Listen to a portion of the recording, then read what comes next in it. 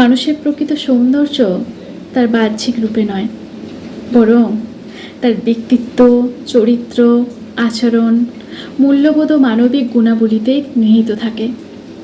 সুন্দর চেহারা সাময়িকভাবে মানুষের দৃষ্টি আকর্ষণ করতে পারে, কিন্তু একজন মানুষের ভদ্রতা, সততা, বিনয়, দয়ালু মনোভাব এবং অন্যের প্রতি সম্মানই তাকে সত্যিকার অর্থে সুন্দর করে তোলে।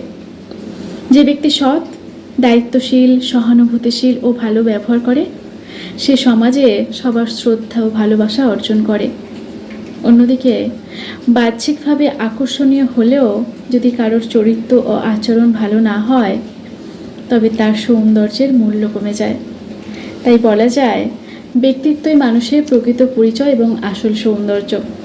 বাহ্যিক রূপ সময়ের সঙ্গে পরিবর্তিত হতে পারে, কিন্তু সুন্দর ব্যক্তিত্ব মানুষের মনে স্থায়ী ছাপ রেখে যায়। লিখেছেন কৃষ্ণা দাস, পাঠে আমি শ্রাবণী দাস। ভালো লাগলে শেয়ার করবেন। ধন্যবাদ।